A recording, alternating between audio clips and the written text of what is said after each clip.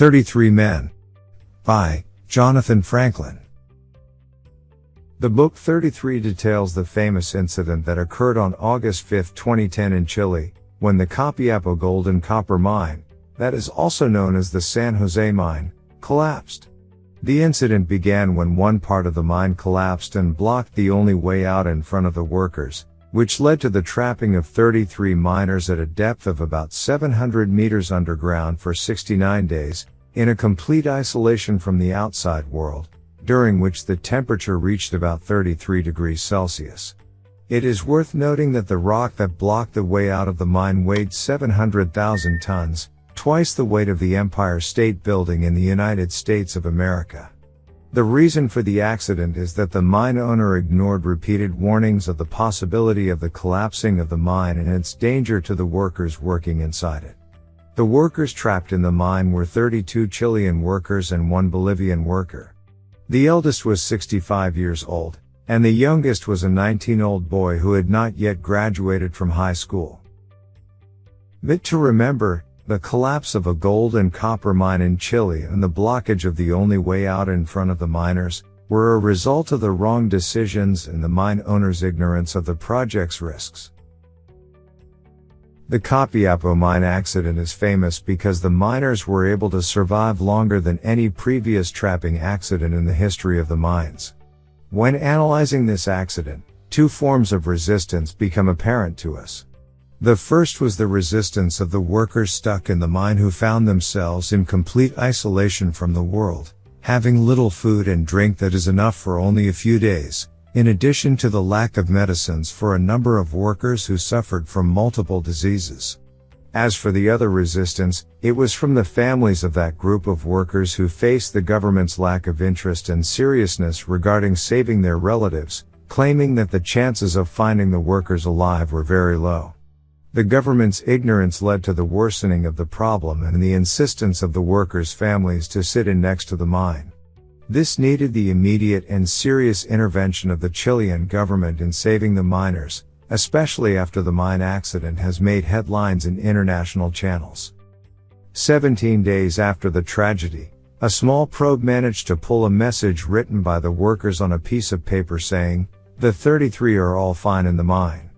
The miners faced some health problems because of the high temperature and humidity, which caused dehydration, and they did not have enough foodstuffs, which forced them to reduce the daily ration for each person. To cope with food shortages, Luis Orthoa, the leader of the miners, rationed food by giving each of the workers 2 tablespoons of canned tuna and half a cup of milk every 2 days. After that, the rescue teams were able to make a hole with a diameter of 10 centimeters in the mine entrance, and it was used to supply them with food, high-energy glucose materials and medicines, including medicine to prevent stomach ulcers resulting from the lack of food. It was also used to supply them with oxygen. Rescuers also used this hole to make a voice call with the trapped workers in order to speak with the doctor in charge, and with their families. This action was necessary until a proper plan was made to rescue them. Bit to remember: the workers' resistance to the difficult conditions, the decisions of the leader of the miners, and the actions taken by the rescue teams were all correct steps towards ending the suffering of the miners. In the following days, the Chilean government had done its best to rescue the miners. During the preparation of the necessities like air, water, food and communication, the drilling operations continued around the clock to reach the place of the refuge area, but this plan failed due to the continuous movement and collapse of rocks and their movement from one place to another, which made the drilling very difficult. Therefore, the engineers had to develop 3 plans A, B and C, to carry out drilling operations in different places on the surface of the mine. In the end, Plan B, which was supervised by an American team, succeeded in reaching the workers on the 65th day of the disaster. It is reported that the drilling machine stopped for about 10 hours in order to change the drilling equipment. Simultaneously with the drilling, the Chilean Navy designed a metal capsule with a diameter of 53 centimeters attached to a specially designed crane to transport each individual worker from the refuge area to the ground. The capsule was designed in the shape of a bullet and named Phoenix, and the U.S. Space Agency NASA also participated in its design. Bit to remember, the development of several firm plans was one of the most important reasons for the success of the rescue operations, in addition to the concerted efforts of the Chilean rescue teams with international agencies and teams.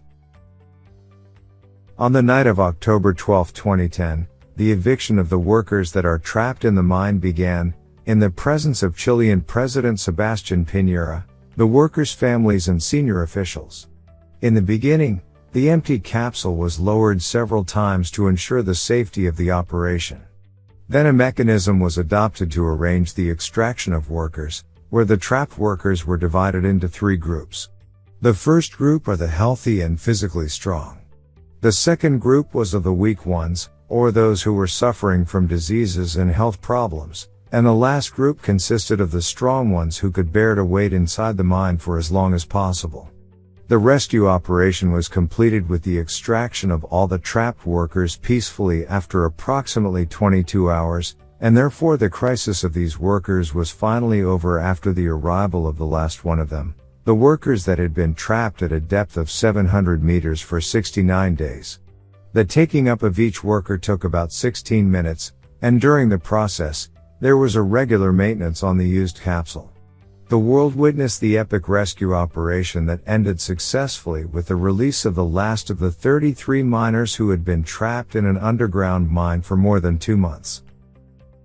Bit to remember, the necessity of proper and thoughtful implementation of the rescue plan, taking into consideration the necessity of continuous study and maintenance of the rescue tools.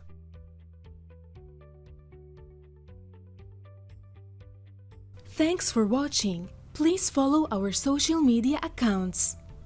And don't forget to like this video and subscribe to our YouTube channel.